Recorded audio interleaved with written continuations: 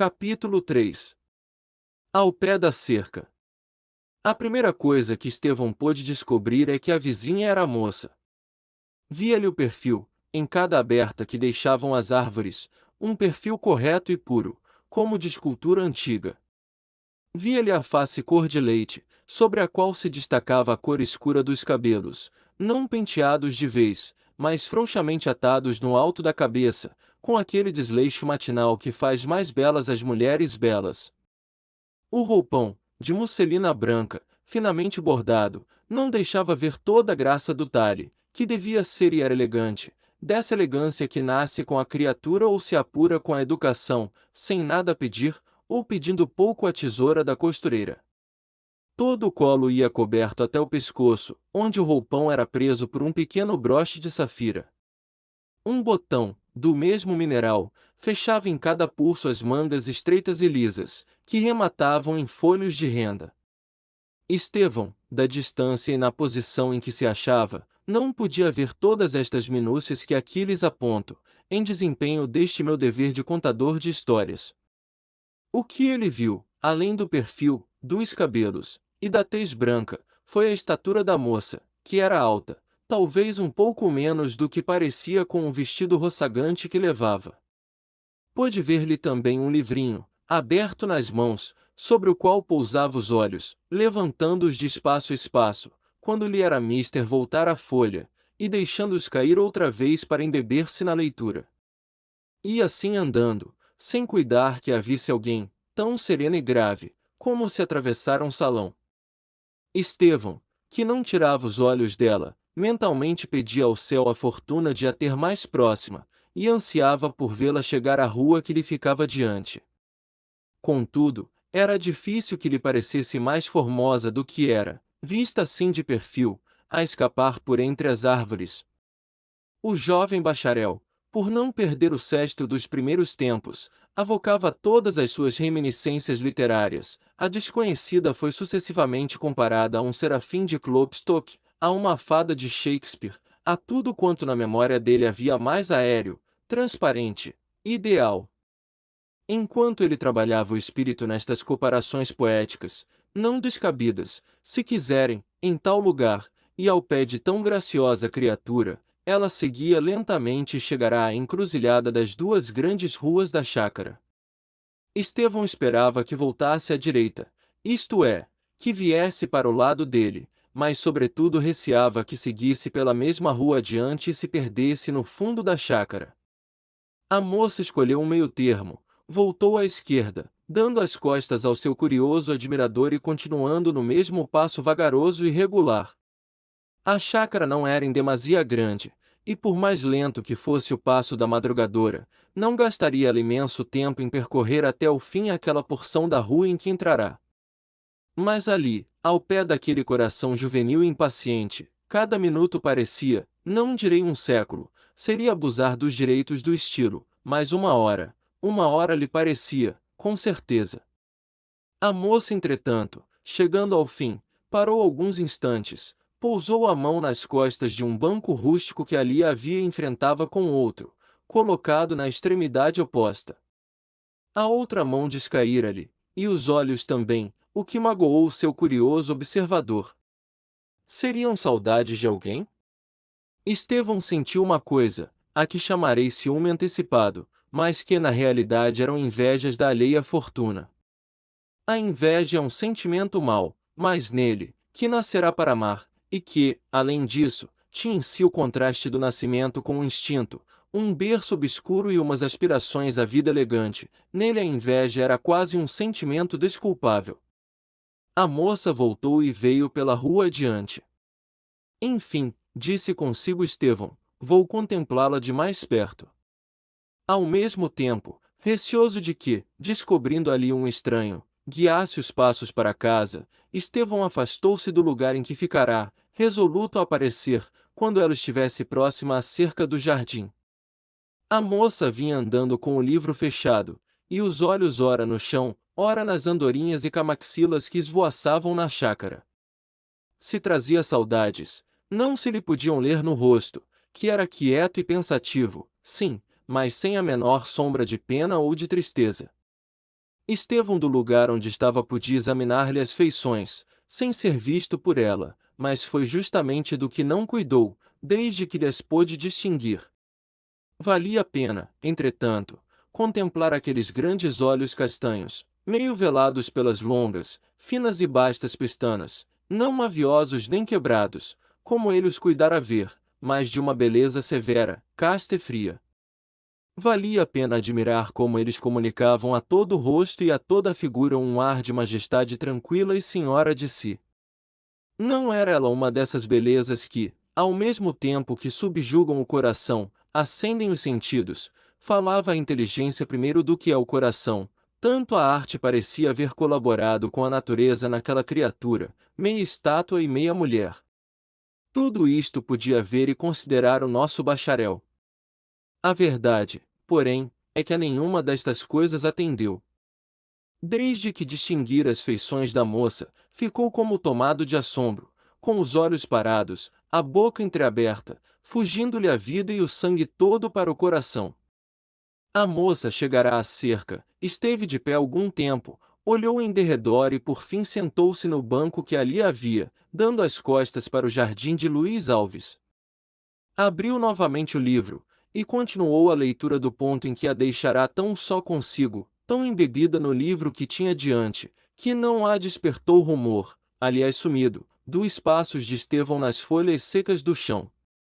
Teria percorrido meia página, quando Estevão, reclinando-se sobre a cerca, e procurando abafar a voz para que só chegasse aos ouvidos dela, proferiu este simples nome, Guiomar.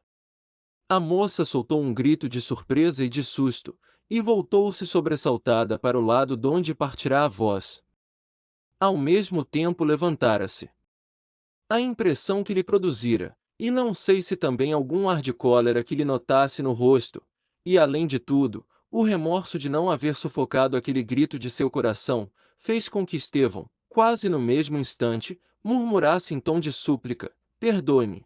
Foi uma centelha do passado que estava debaixo da cinza, apagou-se de todo. Guiomar, sabemos agora que era este o seu nome, olhou séria e quieta para o seu mal-aventurado interruptor, 2 longos e mortais minutos. Estevão, confuso e vexado, tinha os olhos em terra, o coração palpitava-lhe com força, como a despedir-se da vida. A situação era em demasia aflitiva e embaraçosa para que se pudesse prolongar mais. Estevão ia cortejá-la e despedir-se, mas a moça, com um sorriso de mais piedade que afeto, murmurou: está perdoado.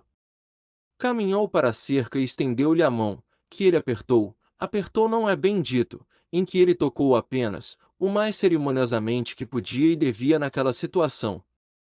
E depois ficaram a olhar um para o outro, sem se atreverem a dizer nada, nem a sair dali, a verem ambos o espectro do passado, aquele tão amargo passado para um deles. Guiomar foi a primeira que rompeu o silêncio, fazendo a Estevão uma pergunta natural, como não podia deixar de ser naquelas circunstâncias, mas ainda assim, ou por isso mesmo, a mais acerba que ele podia ouvir: há 2 anos que não nos vemos, creio eu? Há 2 anos, murmurou Estevão abafando um suspiro. Já está formado, não? Lembra-me ter lido seu nome, estou formado.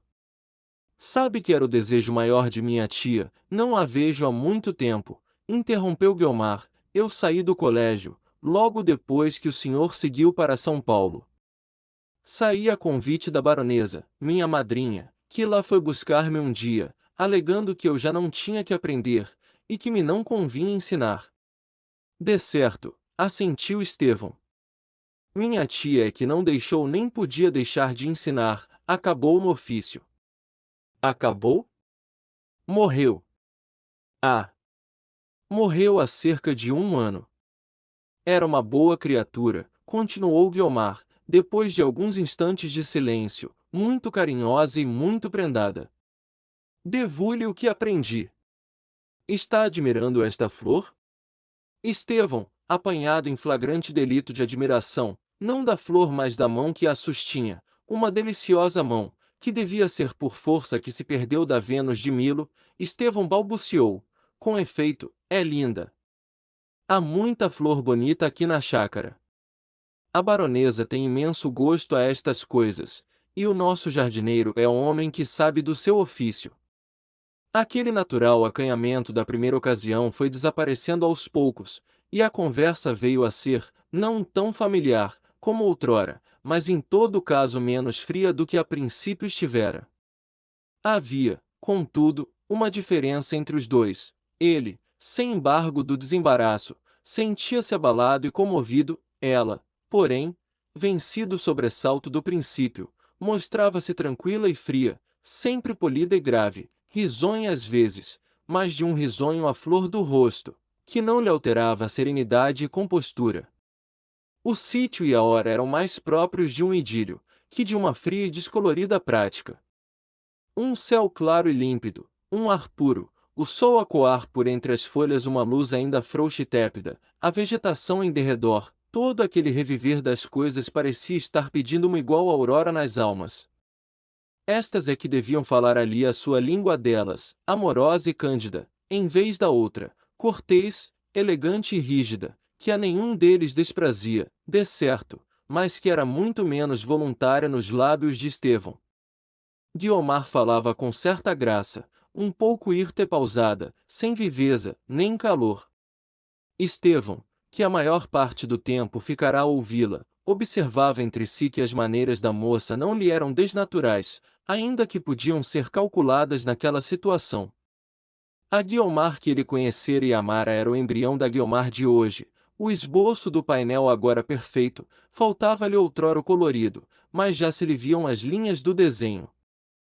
A conversa durou cerca de 3/4 de hora, uma migalha de tempo para ele, que desejara muito mais. Mas era preciso acabar, ela foi a primeira a dizer-lhe: "O senhor fez-me perder muito tempo. Há talvez uma hora que estamos aqui a conversar." Era natural, depois de 2 anos. 2 anos! Mas o que não era natural, continuou ela mudando de tom, era atrever-me a falar com um estranho neste deschabilé tão pouco elegante, elegantíssimo, pelo contrário. O senhor tem sempre um cumprimento de reserva, vejo que não perdeu o tempo na academia. Vou-me embora. São horas da baronesa dar o seu passeio pela chácara. Será aquela senhora que ali está no alto da escada? Perguntou Estevão. Ela mesma, respondeu Guiomar.